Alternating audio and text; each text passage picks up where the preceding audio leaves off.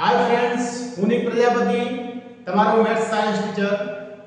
મિત્રો, આપણે ધોરણ 10 ની અંદર પરાવર્તનના રિલેટેડ જે પણ કોન્સેપ્ટ હતા એ પૂર્ણ કરી દીધા। હવે આજથી આપણે વક્રીભવનને રિલેટેડ કોન્સેપ્ટ શીખવાના છીએ। તો વક્રીભવનના રિલેટેડ કોન્સેપ્ટમાં સૌથી ઇમ્પોર્ટન્ટ જો બોર્ડમાં પૂછાય એવો પ્રશ્ન હોય તો લેટરલ શિફ્ટ એટલે કે પાર્શ્વીય સ્થાનાંતર।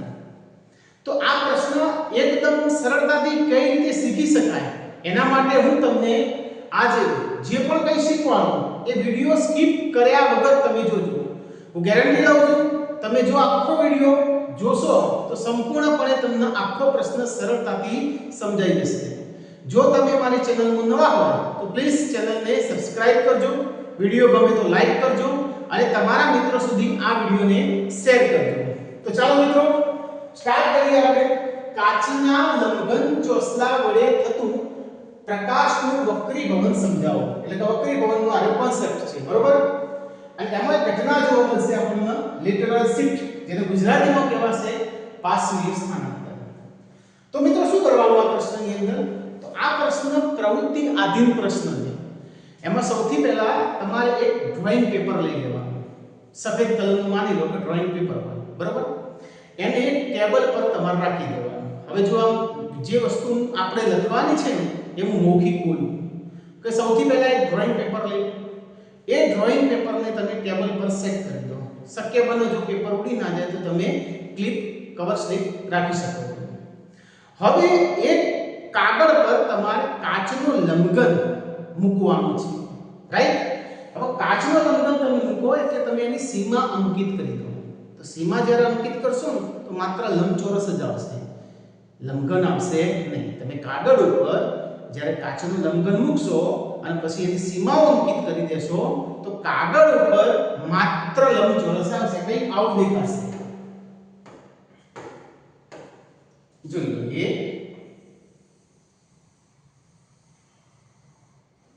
આ ટાઈપનું તમને દેખાશે, રાઈટ। આજુબાજુ કાગળ, વચ્ચે તમે કાચનું લંબઘન મૂકી દીધું અને એની સીમા નક્કી કરી દીધી। ચલો હવે શું કરવાનું? હવે તમારે ચાર કાંકરીઓ લેવાની। એ ચાર કાંકરીઓમાં કરવાનું શું? તો સૌથી પહેલા તમારે એક લેસર બેટરી હોય, એકાંકી કિરણ આપાત થતું હોય, ટોર્ચ નહીં, ટોર્ચ કિરણનો સમૂહ કહેવાય, તો ટોર્ચ નહીં લેવાનું। લેસર કિરણ હોય એ ટાઈપનું એકાંકી કિરણ આપાત થતું હોય એવી રીતના અહીંયા કિરણ એક આપાત કરવાનું તમારે। માની લો કે આમે કિરણ આપાત કરી, રાઈટ, આ બિંદુ પર। ચલો તો આને આપાત કિરણ કહેવાય। હવે તમારે જોવાનું કાચના લંબઘનની બીજી સાઈડ, આ કાચના લંબઘનની બીજી સાઈડ એને કદાચ હું નામ આપી દઉં તો નામ ચલો ABCD માં આપણે નામ આપી દઈએ। આ A B C અને D, બરાબર। તો AB બાજુ તરફ તમે શું કર્યું? તો AB બાજુ તરફ તમે એક કિરણના આપાત કર્યો, જેને આપાત કિરણ કહેવાશે। આ કિરણ શું કહેવાશે? આપાત કિરણ। ચલો એ આ કિરણ આપણે કહીએ આપાત કિરણ।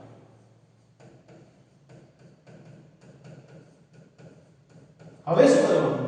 હવે તમારા લંબઘનની જે બીજી સાઈડ હોય, આ જે સીધી બાજુ છે ત્યાં આગળથી તમારે એ જોવાનું આ કિરણ ક્યાંથી નીકળે છે। તો સ્વાભાવિક છે આપણને એવું લાગે કે આ કિરણ કદાચ એ અહીંથી નીકળશે, કદાચ, રાઈટ। પણ તમે જોશો તો લંબઘનની જે બીજી બાજુ છે એની સાઈડમાંથી અહીંયાથી કિરણ નીકળશે, સાઈડમાંથી કિરણ નીકળશે, અહીંયાથી નહીં નીકળે। ખરેખર આ કિરણમાં અહીંયાથી નીકળવાનું હતું, એ કિરણ અહીંયા સાઈડમાંથી નીકળશે। આવું કેમ થયું એ તો આપણે જાણવાનું છે ત્યારે, રાઈટ। ચલો તો શું કરીએ આપણે? તો સૌથી પહેલા આ લેસર કિરણ આને આપાત કરી દીધું, સામેથી કિરણ અહીંયાથી નીકળશે। એના માર્ગની અંદર જે મેં ચાર કાંકરીઓ લીધી હતી એ ચાર કાંકરીઓને તમારે શું કરવાનું? અહીંયા ફિટ કરી દેવાનું। માની લો કે આ તમે ચાર કાંકરીઓને અહીંયા ફિટ કરી દીધી। આ એક, એના માર્ગમાં આ બે, આ ત્રણ અને આ ચાર, કમ્પ્લીટ। હવે તો તમારા પ્રયોગની અંદર માત્ર ચાર કાંકરીઓ અને એક લંબઘન પડેલો છે। તો કાંકરીઓ મૂકી દીધી, એના પછી શું કરવાનું છે? એક લંબઘન છે તમારે, બરોબર। એ લંબઘન અને ચાર કાંકરીઓ, આટલી જ વસ્તુ છે તમારે। તો ટાંકણીઓ જે છે ને એને કાઢી દો 1 2 3 ને 4 કાઢી દીધી હવે જે લંબઘન છે એ લંબઘનને પણ કાઢી દો એટલે તમારી આંખ આગળ માત્ર આટલી વસ્તુ હશે એક લંબઘનની સીમા એટલે કે લંબચોરસ અને બીજી ચાર નાના ટપકા હશે 1 2 3 4 જેમાં ટાંકણી લગાવી હતી બરોબર હવે એ જે ટાંકણી લગાવી છે એ બે માર્ગની વચ્ચે તમે એક કિરણ પસાર કરી દો જે AB સપાટી પર ટચ થાય અને અહીંયા પણ આ બે ટાંકણી લગાવી હતી કિરણ પસાર કરી દો જે સીધી સપાટી પર આપાત થાય બરોબર એટલે કે ટચ થાય તો અહીંયા તમારું નામ આપો તો નામ આપી દો A B C D આપણે ક્રમિક નામ આપી દઈએ આ ટાંકણીનું નામ છે E આ ટાંકણીનું નામ થશે E ચલો અને એ આ ટાંકણીનું નામ F સેમ ટુ સેમ આ ટાંકણીનું નામ G અને આ ટાંકણીનું નામ H કમ્પ્લીટ આટલી વસ્તુ આપણા જોડે થઈ ગઈ હવે તો તમારું જે આપાત કિરણ એ AB સપાટી જ્યાં ટચ થાય ત્યાં આગળ O એવું નામ આપી દો O અહીંયા આગળ O નામ આપી દો કમ્પ્લીટ તમારું નામ તમારે રીતે આપી શકો અને ત્યાં આગળ AB સપાટીને લંબ તમારે દોરવાનું છે તો અહીંયા હું એક લંબ દોરી દઉં સપાટી AB ને લંબ દોરી દઉં એ આપણે અહીંયા લંબ દોરી દઉં કમ્પ્લીટ સેમ ટુ સેમ આ GH કિરણ એ સીધી સપાટીને જ્યાં ટચ થાય ત્યાં આગળ પણ એક લંબ દોરી દેવાનો કમ્પ્લીટ અને ત્યાં આગળ તમારું નામ આપી દેવાનું O ડેશ અહીંયા આપણે નામ આપી દઈએ O ડેશ કમ્પ્લીટ તો આટલું સુધી ખ્યાલ આવી ગયો શું કરી દીધું લંબઘન એના પછી કિરણ આપાત કરી દીધા કિરણોને આપણે ખેંચી લીધા અને પછી નામકરણ કરી દીધું હવે આ O અને O ડેશ દેખાય ને એને કનેક્ટ કરી દો O અને O ડેશ એના આપણે શું કરવાનું છે કનેક્ટ કરી દેવાનું તો ચલો O ડેશ ને આપણે અહીંયા કનેક્ટ કરી દઈએ તમારો પ્રશ્ન સોલ્વ કનેક્ટ કરી દીધો એટલે તમારો પ્રશ્ન સોલ્વ 90% આકૃતિ તમારી પૂર્ણ થઈ ગઈ હવે ધ્યાનથી સાંભળો આ તમે જે દાખલ કરી છે ને કિરણ એના ઉપર હવાનું માધ્યમ અને આ કાચનું માધ્યમ આ ઉપર જે છે ને મારા વાલા હવાનું માધ્યમ અને એની સાપેક્ષે આ કાચનું માધ્યમ એટલે હવાનું માધ્યમ જે હોય એ પાતળું કહેવાય અને એની સાપેક્ષે કાચનું માધ્યમ છે એ ઘટ માધ્યમ કહેવાશે કમ્પ્લીટ અને AB સપાટી જે છે એ AB સપાટી બે માધ્યમોને છૂટી પાડતી સપાટી કહેવાય એટલે એક જાતની બોર્ડર લાઈન કહેવાય અહીંયાથી આપણને ખબર પડે કે ભાઈ ઉપરની બાજુ હવાનું માધ્યમ અને નીચેની બાજુ કાચનું માધ્યમ છે રાઈટ ચલો તો તમારું આપાત કિરણ આ EF આપાત કિરણ શું છે EF કો તોય ચાલે EO કો તોય ચાલે FO કો તો પણ ચાલે તો આપાત કિરણ અહીંયા છે અને સપાટીને દોરેલો લંબ એની વચ્ચે કંઈક ખૂણો બનતો લાગે છે એની વચ્ચે તમારો કંઈક ખૂણો બને છે માની લો કે આ ખૂણો જે આપાત કોણ I કહેવાશે જેને શું કહેવાય છે આપાત કોણ I બીજું અહીંયા આ જે કિરણ છે કાચની અંદર ખરેખર આ કિરણ નામ સીધું જવાનું હતું પણ આ લંબ તરફ માપવું તમે જોઈ શકો આ કિરણ નામ સીધું જવાનું હતું પણ આ લંબ છે એ લંબની તરફ આમ કરીને માપવું લંબ તરફ માપવું જ્યારે આની વાત કરો આ સીધી સપાટી એમાંથી આ O ડેશ કિરણ જે છે એ સીધી સપાટી માટે તો આપાત કિરણ જ કહેવાય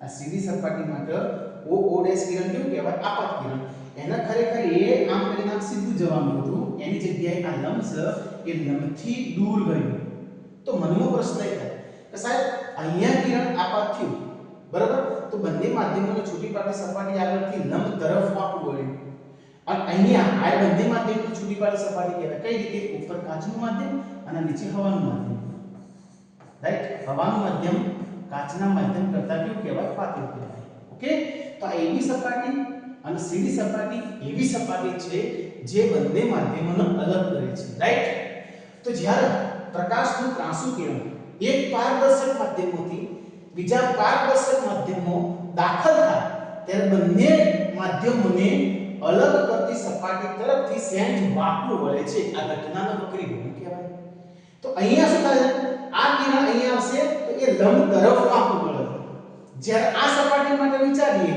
તો એ કિરણ આ રીતે આવશે તો લંબ આવો સીધો છે તો લંબ તરફ નહીં પણ લંબથી કેવું જાય છે દૂર જાય છે તો એનું શું રીઝન તો એના માટેના માત્ર બે નિયમો છે ધ્યાનથી સાંભળજો અહીંયા હું બે નિયમો લખું નિયમ નંબર 1 કે પ્રકાશનું ત્રાંસુ કિરણ પ્રકાશનું ત્રાંસુ કિરણ એક પારદર્શક માધ્યમમાંથી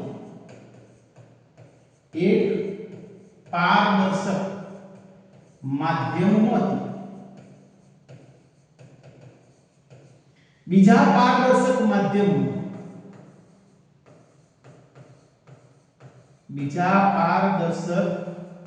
માધ્યમમાં દાખલ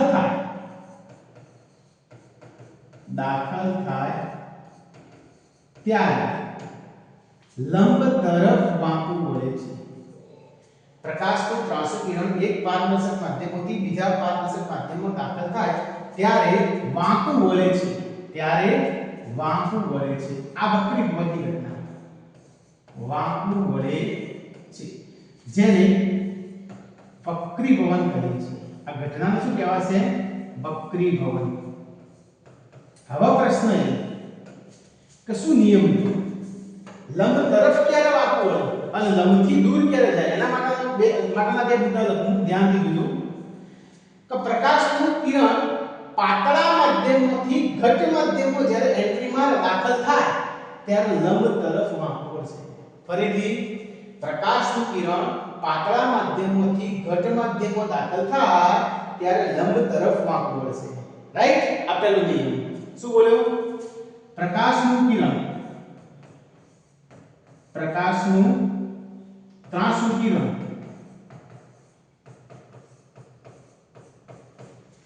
પાતળા માધ્યમમાંથી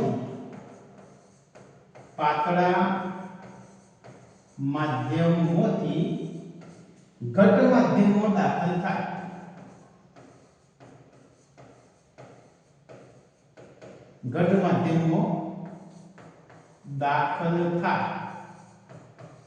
ત્યારે લંબ તરફ વાંકું વળે છે. આ નિયમ નંબર 1. નિયમ નંબર 1 શું કીધું મેં? કે પ્રકાશનું કિરણ જ્યારે પાતળા માધ્યમમાંથી ઘટ માધ્યમમાં દાખલ થશે ત્યારે લંબ તરફ વાંકું વળશે. આ પાતળું માધ્યમ અને ઘટ માધ્યમ, હવાનું માધ્યમ પાતળું કહેવાય, એની સાપેક્ષે કાચનું માધ્યમ થોડું ઘટ કહેવાય. તો હવાના માધ્યમમાંથી કાચના માધ્યમમાં એન્ટ્રી મારે તો આ લંબ છે એની લંબની નજીક લંબ તરફ વાંકું વળશે. આ વાંકું વળ્યું પણ કઈ તરફ? લંબ તરફ. રાઈટ? તો અહીંયા જુઓ, પ્રકાશનું ત્રાંસુ કિરણ પાતળા માધ્યમમાંથી ઘટ માધ્યમમાં દાખલ થાય ત્યારે લંબ તરફ વાંકું વળે. આ વસ્તુ ક્યારે પણ હોવાની નથી. બરાબર? નિયમ નંબર 2 શું કહે? તો નિયમ નંબર 2 અહીંયા જોઈ લો. હવે કિરણ આ સીડી માટે આ કિરણ આપત કિરણ કહેવાય અને આ વક્રીભૂત કિરણ કહેવાય. સીડી સપાટી માટે સ્પેશિયલ વાત કરીએ તો હવા કિરણ અહીંયાથી આવે છે અને અહીંયા જાય છે, મતલબ ઘટ માધ્યમમાંથી પાતળા માધ્યમમાં આવે. તો પ્રકાશનું કિરણ જ્યારે ઘટ માધ્યમમાંથી પાતળા માધ્યમમાં દાખલ થાય તો આ લંબ છે. તો ખરેખર આ કિરણ અહીંયાથી નીકળવું જોઈએ. આ પેન છે મારી ત્યાં આવે સીધે સીધું આમ કરીને નીકળવું જોઈએ, પણ એ શું થાય છે? વક્રી ભવનની ઘટનાના કારણે લંબથી આગળ જાય, લંબથી દૂર જાય છે. રાઈટ? તો ઘટ માધ્યમમાંથી પાતળા માધ્યમમાં દાખલ થશે ત્યારે લંબથી દૂર જશે. આ નિયમ નંબર 2. શું? કે પ્રકાશનું ત્રાંસુ કિરણ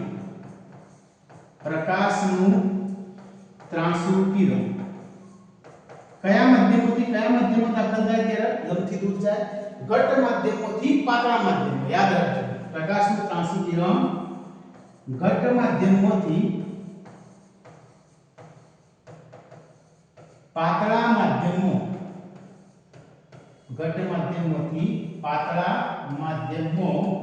દાખલ થાય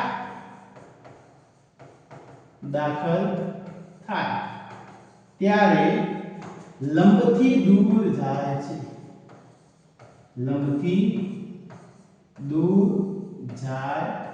ક્લિયર? નિયમને આગળ જો ફરી, જ્યારે પ્રકાશનું કિરણ ઘટ માધ્યમમાંથી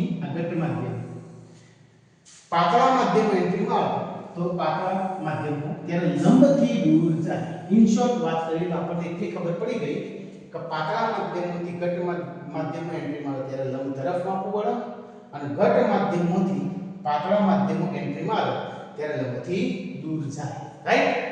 ચલો, જેના કારણે શું થાય? તો ખરેખર જો આ કિરણ છે ને, ખરેખર આ કિરણ અહીંયાથી નીકળવાનું હતું. જો, એ આ કિરણ ખરેખર અહીંયાથી નીકળવાનું હતું. બરાબર? તો જ્યાંથી નીકળવાનું હતું ત્યાંથી હું શું કરું તૂટક રેખા દોરું આ રીતે આ રસ્તામાંથી એને નીકળવાનું હતું પણ નીકળ્યું ક્યાંથી થોડુંક સાઈડમાંથી સમજી લો વસ્તુ ખરેખર અહીંયાથી નીકળવાનું હતું નીકળ્યું ક્યાંથી થોડુંક સાઈડમાંથી એનું શું થઈ ગયું સ્થાન બદલાઈ ગયું સ્થાનાંતર થઈ ગયું અને મારા વાલા જે સ્થાનાંતર થયું ને એ સ્થાનાંતરને જ પાર્શ્વીય સ્થાનાંતર કહેવાય જે સ્થાનાંતર થયું એને શું કહેવાય પાર્શ્વીય સ્થાનાંતર અથવા લેટરલ શિફ્ટ થઈ ગયું અને એ કેટલું થઈ ગયું આટલું o ડેશ i જેટલું માનો કે અહીંયા i નામ આપી દઉં તો આ o ડેશ i જેટલું એનું સ્થાનાંતર જોવા મળશે એ આટલો ભાગ લેટરલ શિફ્ટ થઈ ગયો રાઈટ સમજી લો કદાચ કોઈ તમારા મિત્ર આ ચાર દિવાલમાંથી આ દિવાલમાંથી તમે કિરણ આપાત કરીને એટલે કીધું સામે તું ઊભો રહે રાહ જો કિરણ ક્યાંથી નીકળે છે જો તમારો મિત્ર અહીંયા ઊભો રહે રાહ જોતો હશે તો આ જીવન ઊભો રહેશે તો પણ અહીંયાથી નીકળશે નહીં કેમ કારણ કે વચ્ચે શું છે કાચની દિવાલ શું છે કાચની દિવાલ જેના કારણે પ્રકાશનું કિરણ બે વાર વક્રીભવન પામશે એકવાર અહીંયાથી વક્રીભવન પામશે એટલે લંબ તરફ જશે અને પાછું અહીંયાથી વક્રીભવન પામશે એટલે લંબથી દૂર જશે એટલે અહીંયા તમે જો તમારા મિત્રને ઊભો રાખ્યો હશે આ કિરણને કેચઅપ કરવા માટે તો આ જીવન ઊભો રહેશે તો પણ કિરણને કેચઅપ કરી શકશે નહીં પણ તમારા મિત્રને સાઈડમાં અહીંયા ઊભો રાખ્યો છે તો કિરણ કેચઅપ થશે તો તમને નવે લાગશે કે આપણે સીધું જો દોરીએ તો અહીંયાથી નીકળવું જોઈએ પણ ત્યાંથી નીકળ્યું નહીં કિરણ સાઈડમાંથી નીકળ્યું તો આ ઘટના થઈ એ ઘટનાને કહેવાય લેટરલ શિફ્ટ અથવા પાર્શ્વીય સ્થાનાંતર હવે આની અંદર કિરણની સમજૂતી આપું તો આ કહેવાય આપાત કિરણ તો આ આપાત કિરણ આનું વક્રીભવન થયું તો આ વક્રીભૂત કિરણ કહેવાશે આ કિરણ કયું છે વક્રીભૂત કિરણ ચલો એ આનું મારું નામ આપું તો આ કિરણનું નામ થશે વક્રીભૂત કિરણ ધ્યાન આપજો આપીશું વક્રીભૂત કિરણ પેલું આપાત કિરણ આ જે વક્રીભૂત કિરણ હવે આ સપાટી માટે આ આપાત કહેવાય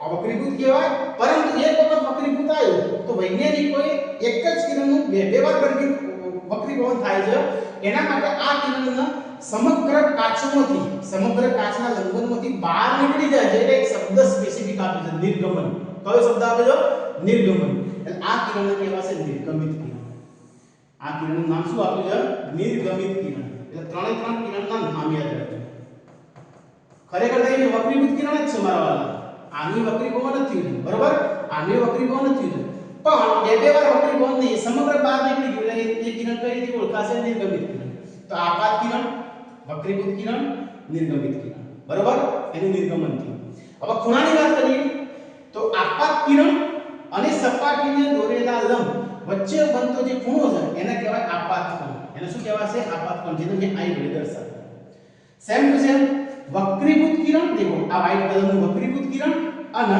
આ સપાટીને દોરેલો લંબ એની વચ્ચે પણ કંઈક ખૂણો બને છે નાનો છે બરોબર જે અહીંયા હું સાઈડમાં લખી દઉં આને કહેવાશે વક્રીભવન કોણ R તો આપાત કોણ I આને કહેવાશે વક્રીભૂત કોણ R અને ત્રીજું નિર્ગમિત કિરણ આ વ્હાઇટ કલરનું અને આ સપાટીને દોરેલો લંબ એની વચ્ચે પણ એક ખૂણો બને છે જેને નિર્ગમન કોણ કહેવાશે નિર્ગમન કોણ E તો અહીંયા ત્રણ ખૂણા પણ બન્યા કયા કયા આપાત કોણ I વક્રીભૂત કોણ R અને નિર્ગમન કોણ E કમ્પ્લીટ આપાત કોણ કોને કહેવાય આપાત કિરણ અને સપાટીને દોરેલા લંબ વચ્ચે બનતા ખૂણા આપાત કોણ કહેવાય વક્રીભૂત કોણ કોને કહેવાય વક્રીભૂત કિરણ અને સપાટીને દોરેલા લંબ વચ્ચે બનતા ખૂણાને વક્રીકોણ કોણ કહેવાય અને નિર્ગમન કોણ કોને કહેવાય તો નિર્ગમિત કિરણ અને સપાટીને દોરેલા લંબ વચ્ચે બનતા ખૂણાના નિર્ગમન કોણ કહેવાશે કમ્પ્લીટ અને હવે લાસ્ટ લેટરલ શિફ્ટ કેમ થયું એની વાત